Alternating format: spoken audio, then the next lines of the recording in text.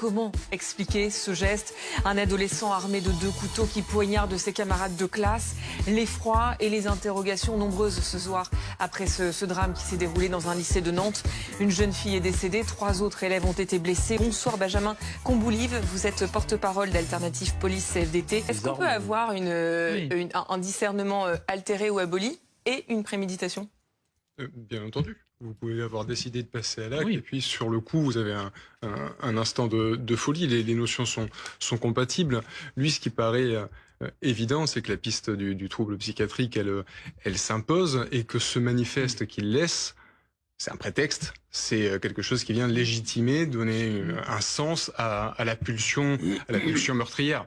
Maintenant, ce qu'il faut comprendre, c'est comment est-ce que on en est arrivé à ce point de bascule-là. C'est-à-dire comment est-ce que de l'univers familial, l'univers de l'école, celui de la santé publique, à quel moment il y a eu la faille? On disait à partir du moment où il a été interpellé, il a été placé en garde à vue. Comment ça se passe, la garde à vue d'un jeune homme, même si là elle est suspendue, la garde à vue d'un jeune homme de 15 ans? Il est accompagné de ses parents, il est accompagné d'un adulte?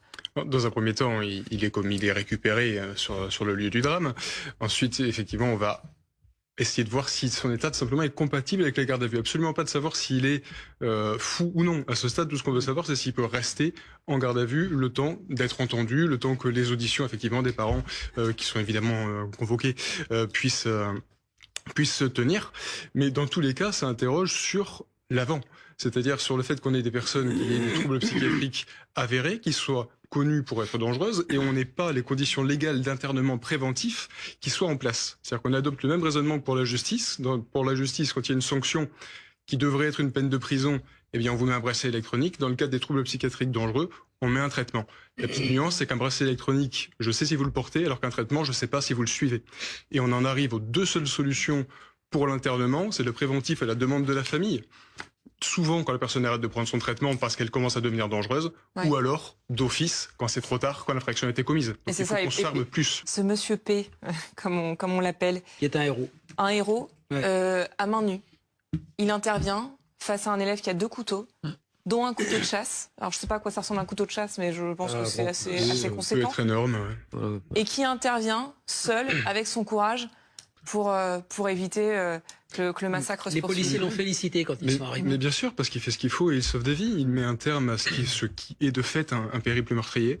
Et la question, c'est pourquoi est-ce que ça en vient à être de sa responsabilité? Pourquoi est-ce que c'est à lui de faire ça? Parce qu'il y a des faillances sur la sécurisation des établissements scolaires en France. Là, on entend dire plus ou moins tout et n'importe quoi sur la sécurisation des établissements. Ce qu'il y a de certain, c'est que la police, qu'on parle de la nationale ou de la municipale, son travail, c'est l'extérieur de l'établissement scolaire. C'est pas l'intérieur. L'intérieur, c'est le ressort de l'éducation nationale. Il faut même l'autorisation du directeur. C'est un lycée privé. C'est un lycée privé. Sauf s'il y a évidemment quelque chose de dramatique. Non, s'ils veulent rentrer, ils rentrent. S'il y a quelque chose de dramatique, on peut rentrer. Sinon, si c'est pour quelque chose de moins grave, il nous faut l'autorisation du directeur. Donc la sécurisation doit se faire à l'extérieur. Alors, c'est pour les forces de sécurité.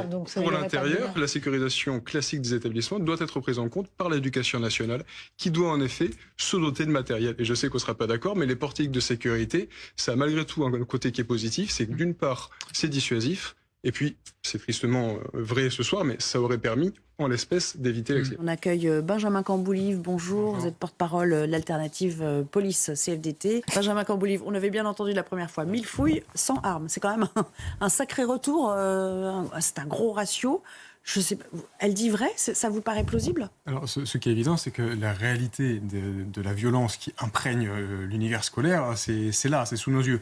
Maintenant, la question, c'est est-ce que c'est à la police nationale d'assumer cette fonction-là? Et tel n'est pas le cas. Très clairement, la mission de la police, qu'elle soit nationale ou municipale, c'est de sécuriser l'extérieur des établissements scolaires. Ce qui est de l'intérieur des établissements scolaires, c'est le ressort de l'éducation nationale. Bien sûr. Et là, il faut une hausse de budget conséquente, de façon à ce qu'ils aient les moyens de se protéger. Et les moyens, il y en a certains qui sont sur la table, c'est des portiques et des vigiles. C'est ce qui est de plus sûr et de plus imparable, en fait. Disons que quand on est confronté à une violence à l'école, on fait ce que font les autres et on regarde comment ça se passe aux États-Unis. Il y a 30 ans qu'ils ont des portiques et des vigiles. Et les arguments qu'on entend qui vont à l'encontre de cela, bien souvent ne tiennent pas. Ce que j'ai entendu depuis quelques jours, là, c'est que les portiques, ça crée des points de fixation devant les collèges et les lycées.